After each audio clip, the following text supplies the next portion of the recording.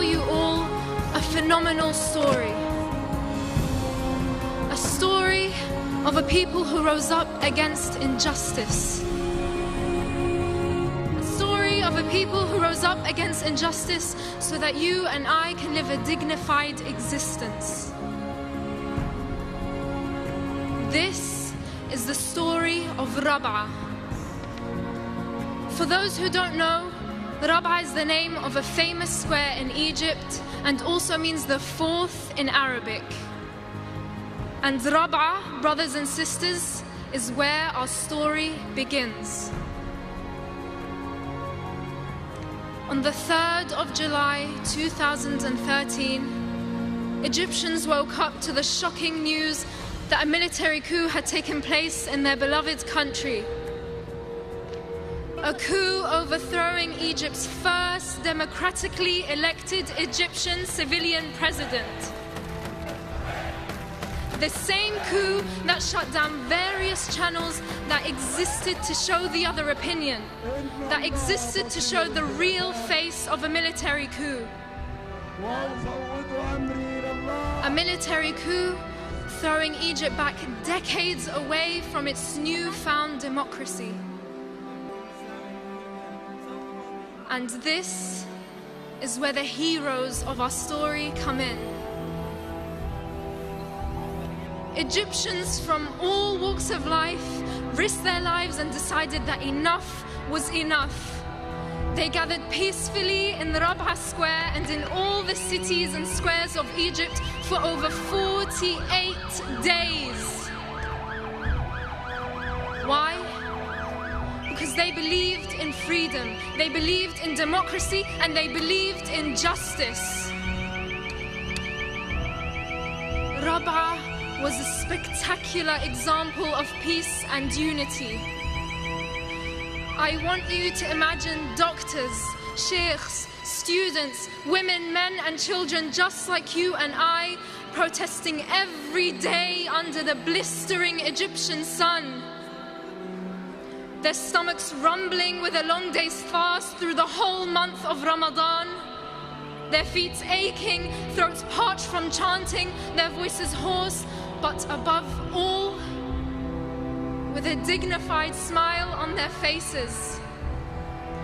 Because they were standing up for the truth. Because they believed in a better tomorrow.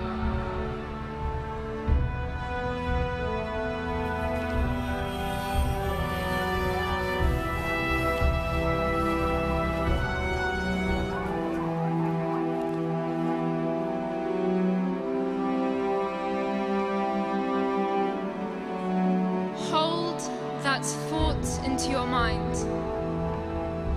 Remember the children's faces smiling as they're holding up placards saying, "Remember me."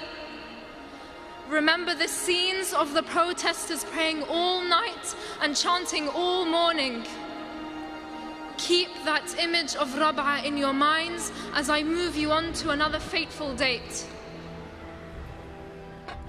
The 14th of August 2013. Here, our story takes a sharp and distressing turn. That day, Egypt witnessed the worst state-led massacre in its history. We're talking about women, men, and children being killed in cold blood. We're talking about over 2,600 people being killed for no charge and no crime, except that they dared come out and call for freedom and democracy in their own country.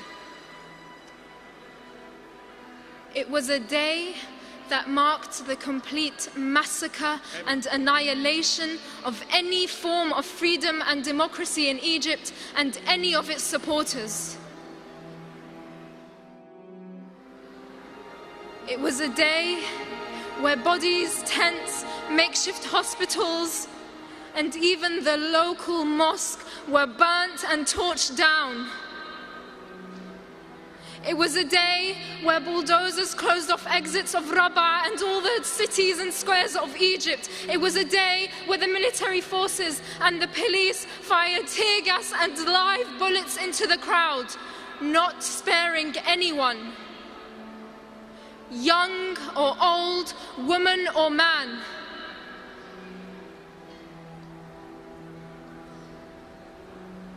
I want you to imagine a student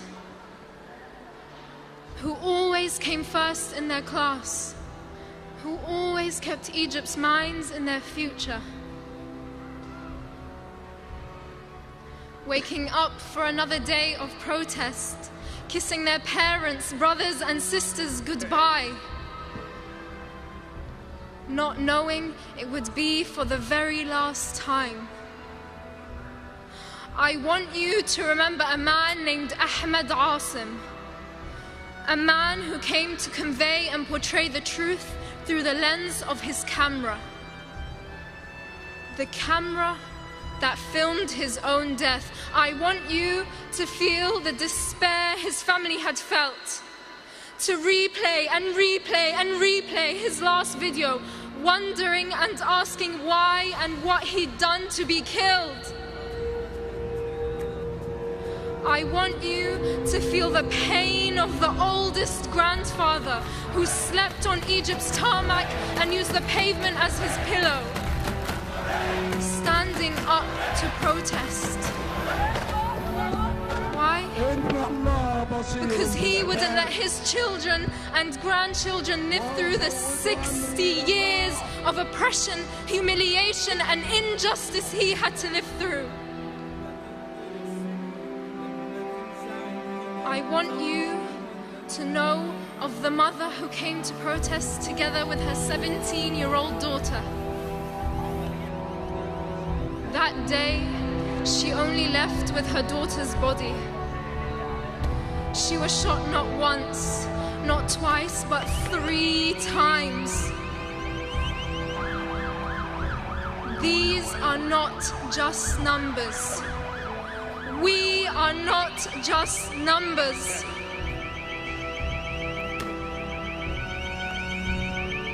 Our story does not end here.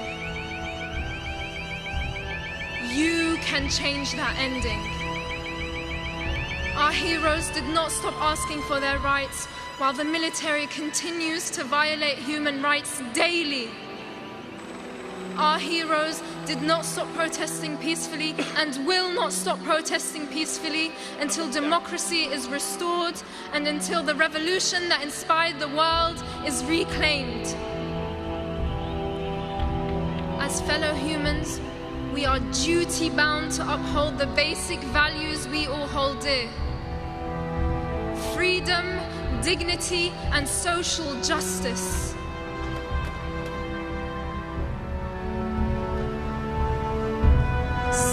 I urge you to write to your local MPs, attend demonstrations, and raise awareness in your schools and universities. Speaking out for truth and justice is not a choice. It is an obligation and a responsibility amongst each and every one of us. Because today here at GPU and the rest of the world, we are all Raba'e. Thank you.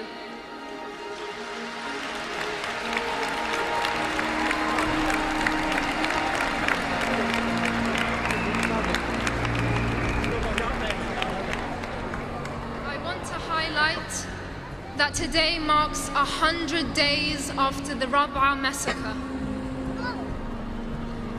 This symbol is the symbol of perseverance. It is the symbol of resistance. It is the symbol of hope.